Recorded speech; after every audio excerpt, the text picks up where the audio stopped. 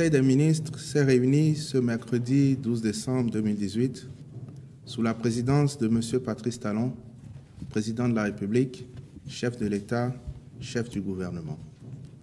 Au cours de la séance, les décisions ci-après ont été prises. Au titre des mesures normatives, critères d'agrément des laboratoires de contrôle de la qualité des sachets en plastique biodégradable et conditions d'octroi de l'autorisation spéciale relative aux sachets en plastique non biodégradable en République du Bénin. La loi numéro 2017-39 du 26 décembre 2017 portant interdiction de la production, de l'importation, de l'exportation, de la commercialisation, de la détention, de la distribution et de l'utilisation des sachets en plastique non biodégradable en République du Bénin stipule en son article 11 que, je cite, « Les sachets en plastique biodégradable fabriqués ou importés en République du Bénin sont soumis au contrôle de la Direction générale en charge de l'environnement avant leur utilisation ou mise en commercialisation. » Fin de citation. L'article 9 de la même loi prescrit une autorisation spéciale avant toute mise sur le marché national ou toute exportation à partir de notre pays de sachets non biodégradables, quel que soit l'usage auquel ils sont destinés. C'est donc pour se conformer à cette loi que le Conseil a adopté les décrets fixant les critères d'agrément des laboratoires pour le contrôle de la qualité des sachets en plastique biodégradable et les conditions d'octroi de l'autorisation spéciale relative aux sachets en plastique non biodégradable en République du Bénin. Transmission à l'Assemblée nationale pour autorisation de ratification de l'accord de crédit signé entre la République du Bénin et Rabobank dans le cadre du financement partiel de la deuxième phase du projet de protection de la côte à l'est de Cotonou. Le projet a pour objectif de contribuer à la protection de la côte à l'est de la ville de Cotonou, à travers la construction d'épis, le dragage et l'injection d'un volume de 1 500 000 m3 de sable pour le rechargement de la plage. Les travaux en cours dans ce cadre ont permis non seulement de sécuriser le cadre de vie des populations riveraines de la côte, mais surtout de révéler le potentiel touristique et balnéaire de certains points attractifs de la zone protégée qu'il convient d'aménager. Les travaux additionnels à réaliser, objet du présent accord de crédit, concernent notamment le déplacement des réseaux, électricité, téléphone et autres, la construction d'autres ouvrages de protection en enrochement, la construction d'une digue immergée, la mise en dépôt de 500 000 m3 de sable pour renforcer la réserve sédimentaire et l'enfouissement des déchets enlevés de la zone libérée d'Apapa de Domé sur la décharge de Ouessé. De façon spécifique, les travaux annoncés visent à renforcer le système de protection en place entre Sémékodji et Cotonou en vue du développement touristique de la zone regroupant les quartiers Apapa de Domé, Enagnon, Fifadji Huto, Donatin, Finagnon, Toplegbe, Agbangandan, Pekadis Marina, Seyive et Ekpe. Les ministres chargés du dossier sont instruits d'accomplir les formalités nécessaires à l'entrée en vigueur du prêt et de veiller à la bonne exécution des travaux conformément aux clauses contractuelles. Le Conseil des ministres a par ailleurs adopté les décrets modifiant et complétant le décret numéro 2014-205 du 13 mars 2014 portant réglementation de la délivrance du permis de construire en République du Bénin et les décrets portant approbation des statuts du Centre national de gestion des réserves de faune, Sénagref, approbation des statuts de la Société béninoise d'infrastructures numériques, approbation des statuts de la Société de gestion des déchets et de la salubrité urbaine du Grand Onkwe et agrément de la Société Yellowbet pour l'exploitation des paris sportifs en ligne. Au titre des communications, recensement des artisans dans le cadre des élections consulaires de la Chambre des métiers de l'artisanat du Bénin et de l'élaboration d'un registre biométrique des métiers. Dans le but de favoriser le plein épanouissement des artisans à travers la valorisation de leur métier, le gouvernement a décidé de mettre en place la Chambre des métiers de l'artisanat. Dans cette perspective, l'organisation du recensement des acteurs du secteur est indispensable pour disposer d'un registre des métiers d'où sera extraite une base de données pour la délivrance des cartes professionnelles d'artisans et pour servir de liste électorale dans le cadre des élections consulaires. Ce recensement permettra de prendre en compte des données liées au statut, à la profession et aux activités des artisans, conformément à la nomenclature des métiers artisanaux en République du Bénin. Le dit recensement, qui se déroulera sur une période d'1 mois, sera suivi du traitement des données et de l'édition de la liste électorale avant la fin du mois de mars 2019. Dès lors, les élections consulaires pourront se tenir courant le mois de juin 2019. Les opérations seront exécutées par un comité technique, en relation avec l'Agence nationale de traitement, sous la supervision d'un comité national de suivi où siègent notamment des représentants des artisans. En approuvant cette communication du ministre des Petites et Moyennes Entreprises et de la Promotion de l'Emploi, le Conseil l'a instruit ainsi que tous les autres ministres concernés d'œuvrer à la réussite du dit recensement. Assistance technique à la Société de gestion des déchets de la salubrité urbaine dans l'agglomération du Grand Okwe et de la gestion des lieux d'enfouissement sanitaire de Ouessé et de Takon. En vue d'apporter l'appui technique nécessaire à la Société de gestion des déchets solides ménagers dans ses relations avec ses partenaires, le Conseil a autorisé le ministre du Cadre de vie et du Développement durable, en relation avec le ministre de l'Économie et des Finances, a signé un contrat d'assistance technique avec le groupement COVED-PAPREC au regard de l'imminence du démarrage des activités de la dite société.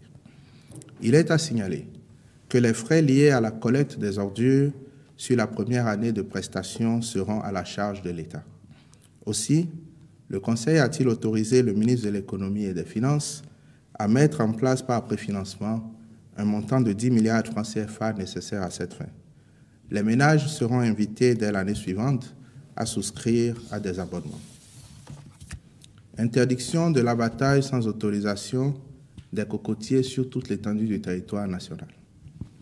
Le cocotier fait partie des espèces protégées par la loi numéro 93-009 du 2 juillet 1993 portant régime des forêts en République du Bénin qui en interdit l'abattage. Mais force est de constater que depuis quelque temps, l'on assiste à des abattages anarchiques de cocotiers pour utiliser le tronc d'arbre dans la confection de charpentes de maisons d'habitation. Cette pratique est de nature à détruire la biodiversité et à compromettre dangereusement la survie de l'espèce tel que le phénomène s'est observé sur la route des pêches. En effet, une cocoterie impressionnante faisait autrefois le charme du paysage côtier. Mais cet environnement a subi la pression humaine au point où la flore est en voie de disparition, obligeant l'État à une action d'envergure pour y régénérer le couvert végétal. En rappelant l'interdiction formelle d'abattage du cocotier, hormis les cas de nécessité absolue, soumis à l'autorisation préalable des services des eaux, forêts et chasses, le Conseil des ministres tient à rappeler la même mesure et tient à rappeler qu'elle est valable pour toutes les espèces de flore, surtout en milieu urbain. Un compte-rendu de l'observance de ces prescriptions sera fait périodiquement au préfet des départements par les services des eaux, forêts et chasses et les contrevenants s'exposeront à la rigueur de la loi.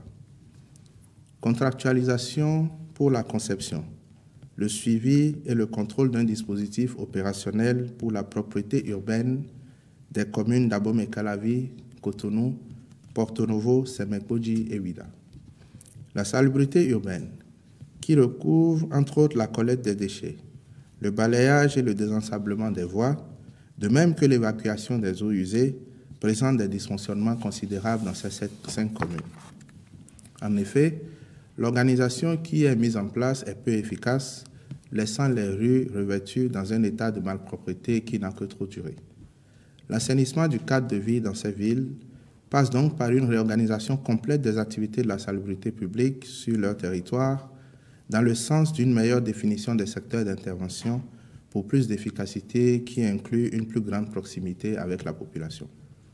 Cette sectorisation comporte l'avantage d'être une source d'emploi grâce à la mise en place d'une stratégie d'intervention à haute intensité de main-d'œuvre. C'est pourquoi le Conseil des ministres a décidé de réorganiser en plusieurs secteurs les villes de Cotonou, de Porto Novo, les principales rues d'Abomey-Calavi, Semekoji et Ouida, en vue d'une meilleure prise en charge et de prioriser le balayage manuel des voiries revêtues, de confier le balayage des rues et le désherbage des espaces publics à des entreprises locales, des coopératives et groupements d'intérêt économique. Pour opérationnaliser cette nouvelle approche, il a autorisé le recours au groupement des cabinets IRC Consulting et Gyrus GE, qui ont déjà conduit les études préalables dans le cadre du projet de modernisation de la gestion des déchets solides ménagers dans le Grand Ogooué. Ce groupement de cabinets aura notamment pour mission de réaliser un diagnostic sommaire, à l'issue duquel la cartographie des lieux et le découpage en secteurs d'intervention seront produits, d'élaborer un plan organisationnel et opérationnel de gestion de la propriété des villes concernées. Programme d'amélioration de la qualité de l'éducation dans les sous-secteurs des enseignements maternels, primaires et secondaires généraux. En dépit des ressources importantes engagées par l'État dans le système éducatif, auxquels s'ajoutent les efforts des acteurs de l'éducation, l'école béninoise reste confrontée à des difficultés à la fois conjoncturelles et structurelles qui ont pour nom fort taux d'abandon et de redoublement, faible taux de réussite aux examens nationaux et insuffisance de qualification du personnel enseignant. Ces difficultés engendrent des contre-performances qui appellent un diagnostic approfondi, notamment dans le sous-secteur de l'enseignement secondaire général. Cet exercice permettra de mettre en œuvre des solutions appropriées aux fins d'améliorer durablement les performances du sous-secteur. Les solutions envisagées passent entre autres par le renforcement du cadre physique d'apprentissage ainsi que l'encadrement pédagogique des enseignants. Le diagnostic qui sera établi aidera à l'élaboration précise d'un plan de relance et d'une feuille de route pour parvenir aux résultats escomptés. S'agissant de la maternelle et du primaire, le diagnostic physique a déjà été réalisé et est disponible. Par contre, les évaluations au plan intellectuel ont souffert d'insuffisances qui n'ont pas permis d'identifier les besoins de renforcement de capacités avec pertinence. Il apparaît donc nécessaire de reprendre l'évaluation des capacités du personnel enseignant de ce sous-secteur dans des conditions plus adéquates. Le Conseil a saisi cette occasion pour rassurer les enseignants de ces deux sous-secteurs que ce genre d'évaluation, prévu par les tests de la fonction publique, n'a pour seul objectif que d'identifier les besoins réels de formation afin d'organiser efficacement le renforcement de leurs capacités pour de meilleures performances au profit de l'école béninoise. Il invite donc toutes les catégories d'enseignants qui y seront conviés à y participer.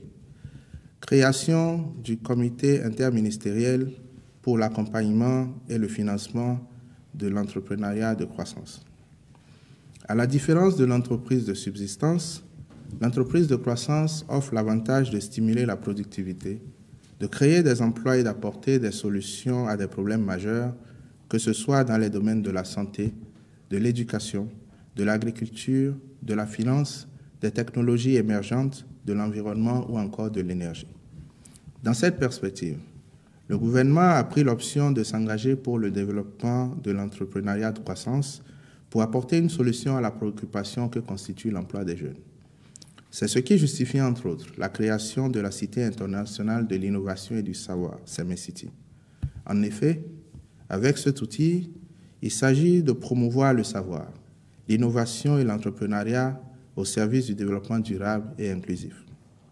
Pour y parvenir, les trois axes stratégiques implémentés sont, premièrement, offrir des formations de qualité adaptées aux besoins du Bénin et de la sous-région en vue de fournir une main-d'œuvre qualifiée caractérisée par un esprit d'entreprise. Deuxièmement, stimuler la recherche et l'innovation orientée vers les problématiques spécifiques du continent en créant un écosystème qui inclut le monde universitaire et le secteur privé. Et troisièmement, soutenir et accélérer l'émergence des start-up innovantes, futures locomotives pour la création d'emplois, de richesse et de croissance. Afin d'atteindre les objectifs qu'il s'est fixés, le gouvernement met en place un dispositif d'accompagnement et de financement de l'entrepreneuriat innovant à fort impact social. Ce dispositif prend en considération les autres initiatives déjà en cours pour la promotion de l'entrepreneuriat dans notre pays. C'est pourquoi un comité interministériel est créé dont la mission sera de proposer et de superviser la mise en œuvre rapide et efficace de la stratégie du gouvernement pour l'accompagnement et le financement de l'entrepreneuriat de croissance. Mesures d'urgence pour la gestion de l'épidémie de fièvre hémorragique à virus Lassa. Entre le 7 et le 11 décembre 2018, 2 cas de fièvre hémorragique à virus Lassa ont été enregistrés dans les départements du Borgou et du Mono et ont été tous admis dans les centres hospitaliers départementaux. L'évaluation des risques épidémiologiques a déjà permis de circonscrire le périmètre géographique exposé et les mesures appropriées ont été prises à travers un plan de riposte pour anticiper ou, le cas échéant, gérer tout nouveau cas. En approuvant le dit plan, le Conseil des ministres a instruit le ministre de la Santé et les autres ministres impliqués dans la gestion de cette épidémie d'œuvrer à sa mise en œuvre efficiente. Compte rendu des diligences effectuées suite au détournement des vivres destinés aux cantines scolaires gouvernementales, phase 2. Malgré des formations initiées à l'intention des gestionnaires de cantines scolaires et en dépit des sanctions infligées à la première vague de directeurs d'école mis en cause à la suite du contrôle du mois d'octobre 2017, les missions d'investigation du mois de janvier, février, mars et avril ont révélé de nombreux autres cas de détournement de vivres, riz, haricots, maïs, huile, pois jaunes et sel. Une 60aine de cas de figure a été dénombrée sur la période et se présente comme suit. 17 directeurs d'école ont reconnu les faits de détournement. 13 ont reconnu les déficits constatés sans pour autant vouloir emporter la responsabilité. 31 responsables d'école se sont abstenus de répondre pour aider la commission à situer les responsabilités et un directeur d'école a vu sa responsabilité dégagée. De façon générale, le mode opératoire des mises en cause consiste en une majoration frauduleuse des effectifs pour favoriser le prélèvement de quantités plus importantes de vivres. Tenant compte de la détermination du gouvernement en matière de lutte contre l'impunité et l'abus des biens publics, le ministre des Enseignements maternels et primaires a, à titre de mesure conservatoire, déchargé les directeurs concernés de leurs fonctions et en a rendu compte au Conseil des ministres. À ces chefs d'établissement s'ajoutent quelques agents impliqués dans la gestion des stocks au niveau des écoles concernées. Les responsabilités sont à rechercher auprès des personnes mises en cause et dont la liste se présente comme suit. Monsieur Basile Gouchebami, de l'EPP Zaaga Azakota. Monsieur Tibius Koupaki, de l'EPP Kakekame Azakota. Gaston Koto-Biojo, de l'EPP Magassa Adjija. Christian Atakla, de l'EPP Agankpoji Azakota. Hector Dangbe, de l'EPP Kobogun à Save.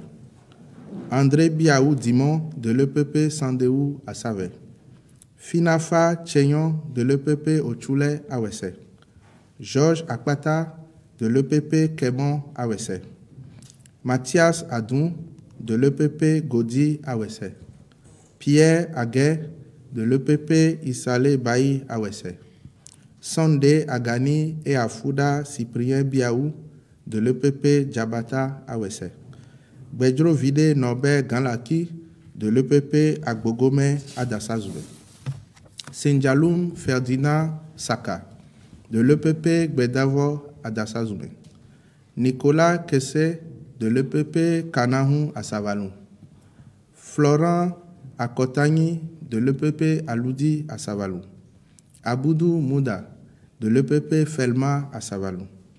Djima Mamadou Oke, de l'EPP Monfio à Savalou.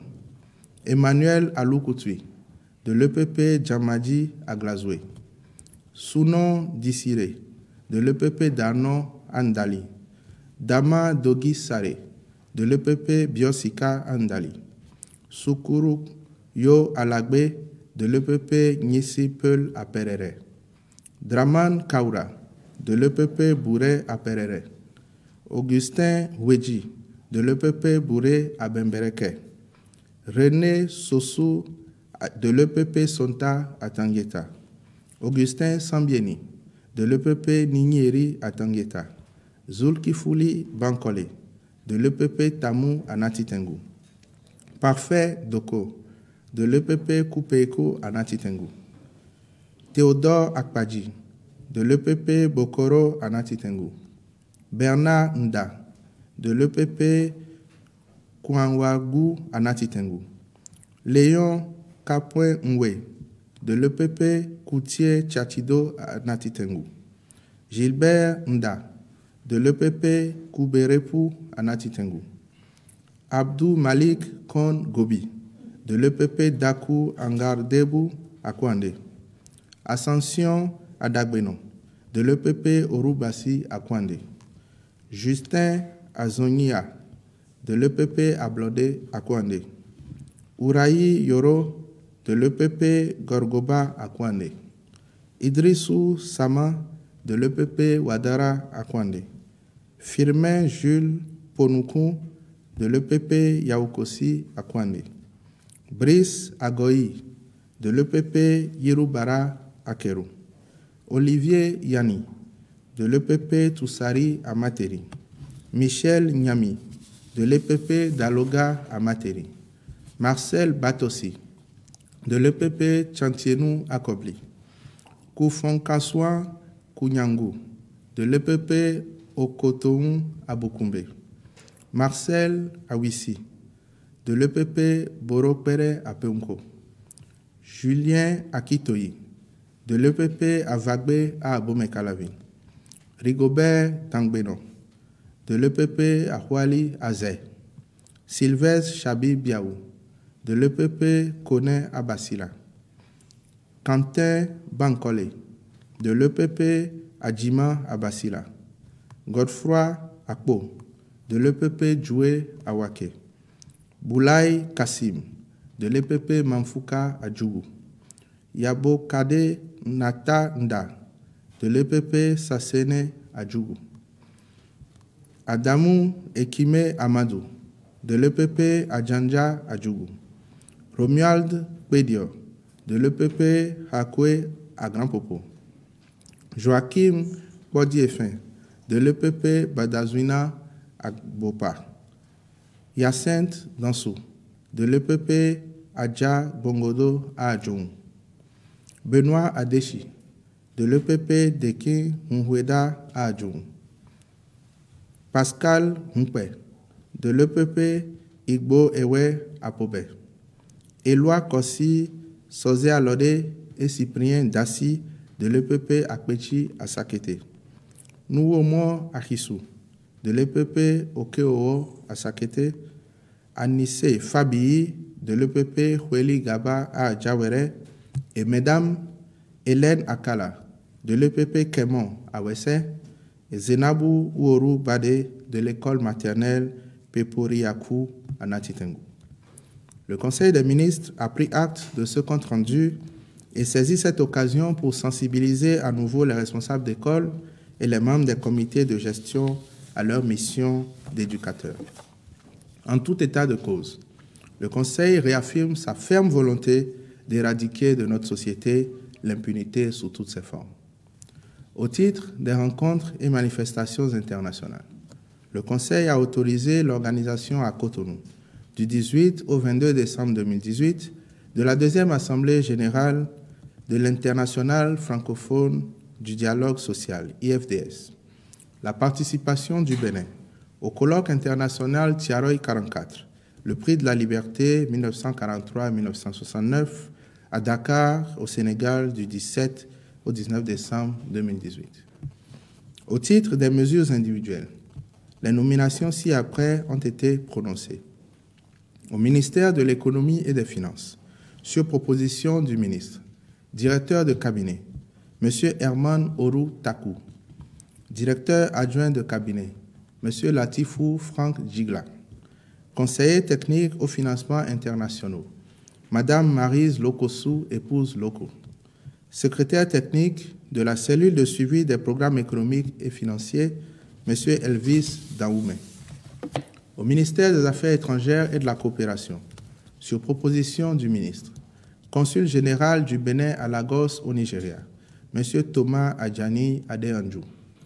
Au ministère des Infrastructures et des Transports, sur proposition du ministre, directeur de cabinet, M. Joseph Ahissou, directeur adjoint de cabinet, M. Nabil Abdoulaye, conseiller technique juridique, M. Edgar Kenom, conseiller technique au transport terrestre et maritime, M. Yao Biokene, secrétaire général du ministère, M. Roch Célestin Hundje, secrétaire général adjoint du ministère, M. Urbain Tchapé.